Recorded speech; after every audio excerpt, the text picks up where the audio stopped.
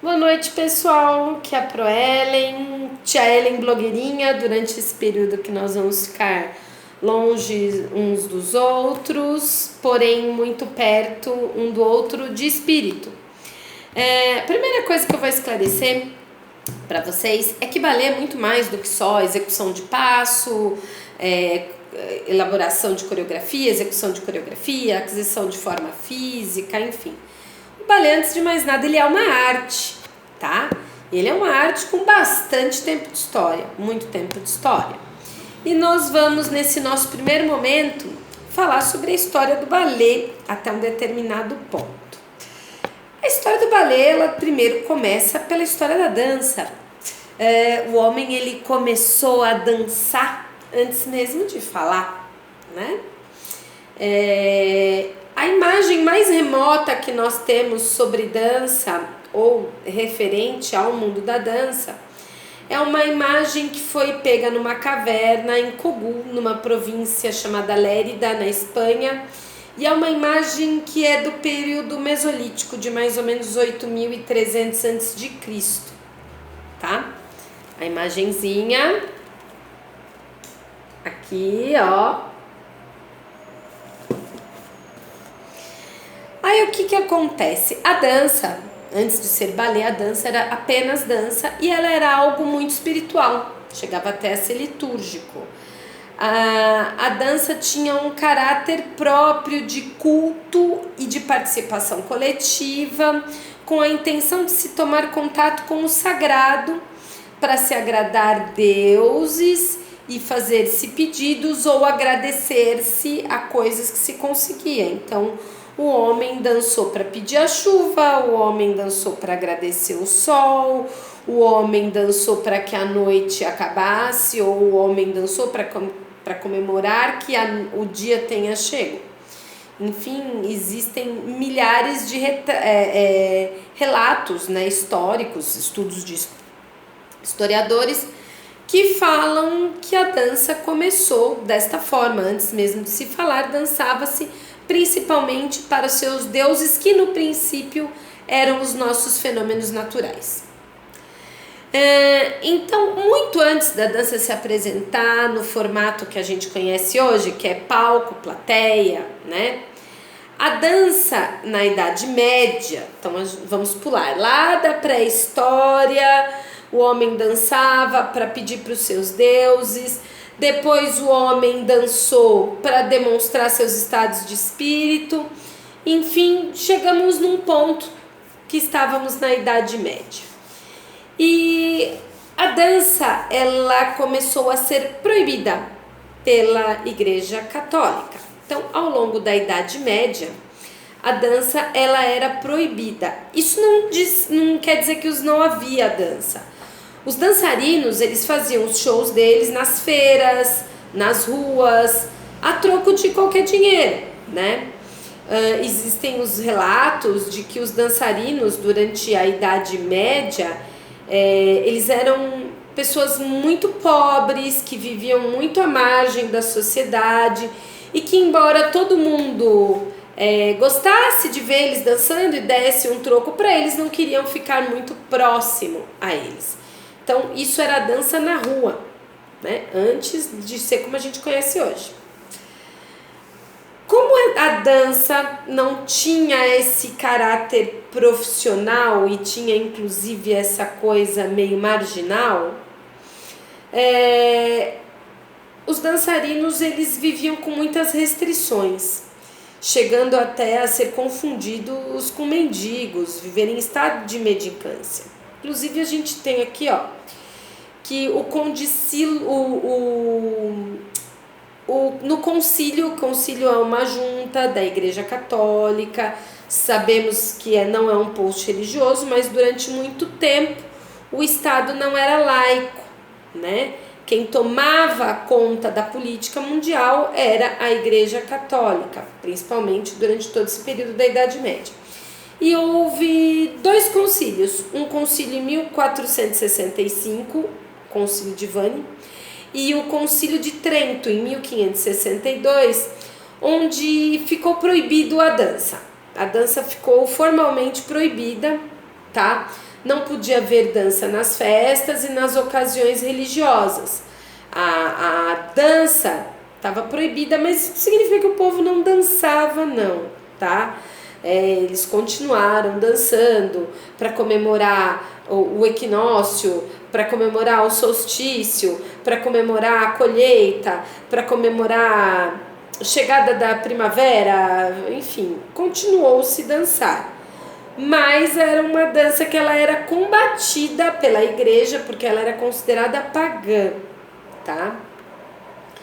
Então, esse pessoal todo da dancinha estava marginalizado, ficou de canto, não podia, né? Não podia, como a gente hoje, a gente liga muito dançar a estar feliz, a comemorar, naquele tempo não podia. Ocorre que, inclusive, um famoso filósofo, o São Tomás de Aquino, ele chegou a interceder, né, para que não fosse tão marginalizado os bailarinos, os artistas, os bailarinos não, os dançarinos. Até então todo mundo era dançarino. Aí ocorre que vamos entrar na Idade Moderna e vamos chegar ao renascentismo. Aquele período da história, né, onde começamos a ter o humanismo, foi mais ou menos entre o século XIV e o século XVI, né? Tem várias partes legais, quem quiser vai estudar o renascentismo. A Mona Lisa é feita pelo Leonardo da Vinci nesse período, tá? Muita coisa bacana na arte nesse período. E com esse movimento renascentista, começou a ter uma saída do Deus como o centro do mundo, o centro de tudo, e começou-se a ver o homem, o indivíduo, como o centro das questões, né? Então, começou a haver uma prosperidade entre a classe burguesa, né? Começou-se a ver a permissão de dançar, então a gente pôde voltar a ver danças populares, danças nas festas, e começou-se então, principalmente nas festas das elites, principalmente das elites italianas, porque a Itália é o berço do renascentismo, começou-se a ver os baletos nas festas da elite. Aí que a gente começa a ter a história do balé. Então, mais ou menos 500, um pouco mais de 500 anos, um pouco menos, através da Itália, né? Então, nessa época, a burguesia italiana e os nobres começaram a dançar nas festas, começaram a se divertir fazendo entre eles música, poesia, mímica, enfim, né? Porque a festa não era como a gente vê hoje. Não tinha iPads, iPods, músicas, não tinha nada, não tinha caixinha da JBL para colocar aquela música no último volume e incomodar o vizinho, não tinha nada disso. Então, o que nós temos? O primeiro balé formalmente registrado data de 1489, que foi um balé para comemorar o casamento do Duque de Milão com Isabel de Aragão, tá? Os balés da corte, né?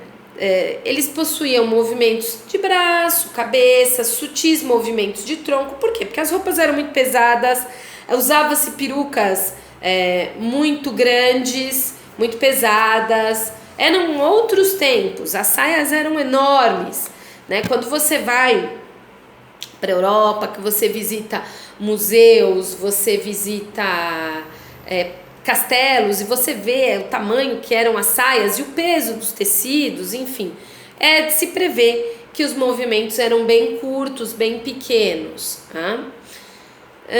Aí o que ocorre? Como na Itália já estava reinando isso, tivemos uma italiana chamada Catarina de Médici, que se casou com o rei Henrique II e tornou-se rainha da França. Com a ida dela da Itália para a França, ela trouxe esse costume que já estava havendo entre os nobres italianos de produzir danças nas suas festas da corte. E é desse período que data-se o que a gente chama de start, de início da história do balé. que foi com a criação do Balé Cômico da Rainha, em 1581, para celebrar o casamento da irmã da Catarina. Esse balé, ele durava uma média de 5 a 6 horas. E esse balé fez com que a Rainha Catarina fosse invejada por todas as casas reais europeias. Foi considerado algo muito chique, né? Vou mostrar aqui para vocês uma litografura do Balé Cômico da Rainha.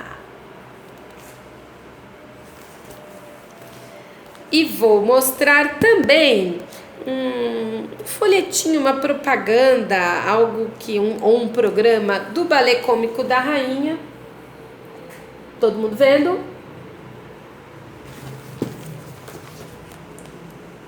E ainda vou mostrar para vocês o rostinho do coreógrafo, que era um italiano chamado Baltasarini di Belgioso, mas que com a ida dele para a França, ele virou Baltasar de Belgio, que era muito comum os italianos que estavam indo trabalhar na corte francesa por causa da ida da Catarina de Médici, estavam afrancesando o nome deles. Então tá aqui a cara do nosso querido inventor, coreógrafo, criador do primeiro balé, que a gente fala que foi ali que começou a história do que consideramos hoje balé clássico. Senhor Baltasarini di Belgioso, que criou o Balé Cômico da Rainha, um balé de 5 ou 6 horas. Uou, né? Quem acha Lago do Cisne grande, imagina o Balé Cômico da Rainha. Então o balé começou a virar uma regularidade, né? Virou balé porque ele veio da palavra balletto, italiana. Tornou-se uma regularidade na corte francesa e que ele cada vez foi se aprimorando mais, se tornando mais cheio de requinte, mais cheio de carinho na elaboração. E ele atinge, mais ou menos 100 anos depois, o auge da sua popularidade na França, através do nosso querido rei Luís XIV, que tornou-se rei com 5 anos de idade. Alô, meninos e meninas, tem que estudar história. Quer ser bailarino? Quer ser bailarina? Tem que gostar de história, tá? Como eu sempre gostei. Para você entender o que você está fazendo e quem veio lá atrás antes de você. O rei Luís XIV, ele ascendeu ao trono com 5 anos de idade, ele amava a dança e ele se tornou um bailarino com 12 anos de idade. Ele fundou em 1661 a Academia Real de Ballet e Música e 8 anos mais tarde ele fundou a Escola Nacional de Ballet e ele nomeou em 1672 um professor chamado Pierre Beauchamp, que foi quem criou as 5 posições dos pés. Primeira, segunda, terceira, quarta, quinta. Foi o Pierre Beauchamp que foi contratado para essa Escola Nacional de Ballet. E essas 5 posições de pé tornaram-se a base de todo o aprendizado acadêmico do ballet. Nessa época começou-se a ter alguns expoentes no ballet, né? Como La Fontaine, Fernon, e começou-se a partir da codificação das 5 posições dos pés a criar-se alguns passos pequenos, como o coupé, o glissade, o glissé, o GT, o assemblé, coisas pequenas e coisas saltadinhas. Foi nessa época também que a dança começou a tornar-se uma profissão e os espetáculos foram transferidos dos salões para os teatros. No começo, todos os bailarinos eram homens e os papéis femininos também eram desempenhados por homens com maquiagens e máscaras e etc. Agora, 2 anos antes da morte do maître Pierre Beauchamp, o rei francês fundou a Escola de Dança Francesa em 1713 e ela existe até hoje e é conhecida como a Escola da Ópera de Paris. Para mim é uma das companhias que mais me encantam no mundo. Gosto muito do trabalho do Ópera de Paris e acredito que vamos falar sobre o Ópera de Paris, porque eu tenho uma parte da história do Ópera de Paris que me agrada muito, que é a passagem do Nureyev pelo Ópera de Paris. E essa escola ela começa a abrir para súditos pobres, isso é, meninos e meninas entre 9 e 13 anos que recebiam gratuitamente educação e profissão, tá? e era a primeira oportunidade de formação profissional feminina em Paris no século XVIII. Bem bacana, meninas. Começamos ali nosso caminho lento que sempre trabalhamos, mas ali começamos a ter algum tipo de vislumbre profissional. O balé ele era conhecido por toda a elite europeia e existiu o patrocínio de alguns grandes entusiastas. Uma delas foi a czarina Catarina a Grande, né? Que viveu de 1729 a 1796. Tem um seriado que se chama Catarina a Grande com a Julia Ormond. Assistam, bem bacana. E ela ficou muito mexida com as atividades da corte de Viena tal, e começou a investir no balé na Rússia, que nós não vamos falar sobre o balé na Rússia agora. E aí a gente entra para uma nova fase do balé. Porque o que acontece? Exatamente nesse burburinho de 1700 e pouco, um maître de ballet chamado Jean-Georges Noverre, em 1760, ele publica uma obra chamada Carta sobre Dança e muda de novo o cenário da dança. Então a dança marginal virou a dança recreativa, que virou a dança da corte, que virou um balé, que virou algo que saiu dos salões para os teatros. E agora, Georges Noverre, que é o nosso próximo personagem, importantíssimo. O livro é complicadinho, pesadinho, né? Mas Voltaire, que é um filósofo, ele nomeou Jean-Georges Noverre como um gênio, porque ele mudou a forma de ver e de pensar a dança de novo. E vai ter mais gente que vai fazer isso de novo, de novo e de novo. E espero que sempre tenha gente para pensar a dança. Então, para a gente se despedir com algumas imagens, a gente já viu o Baltasarini. Vamos ver a Catarina de Medici? E vamos ver o Rei Luís? Olha ele dançando o balé mais famoso dele, onde ele é o Rei Sol. Quem quiser pode pedir pra gente. Nós vamos colocar no nosso Insta, no nosso Face, essas fotos. No nosso canal do YouTube vai estar essa aula.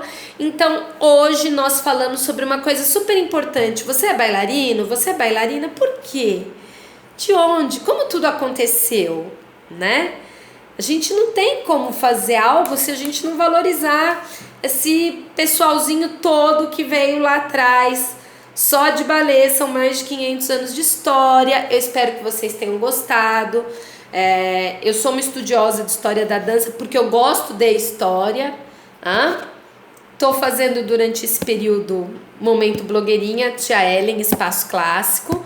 Nosso próximo episódio de História da Dança nós vamos falar sobre Georges Noverre e a dança no século XIX, tá? A dança no século XIX floresceu, nós vamos falar sobre essas duas questões. Teremos também aulas, rotina de barra, de centro, para passar para vocês fazerem. Vamos falar também sobre nomenclatura, vamos ter aula especial para garotada, tá? Todo materialzinho que vai para garotada, a gente vai explicar como usar. Um beijo. Fiquem em paz todo mundo, fiquem em casa se possível, né? Que eu acho que nós vamos passar por isso. Se todo mundo se comportar, se todo mundo cumprir o seu papel de cidadão, em no máximo 2, 3 semanas, tudo isso estará controlado, nós vamos poder retomar as nossas atividades. Beijo, beijo, beijo.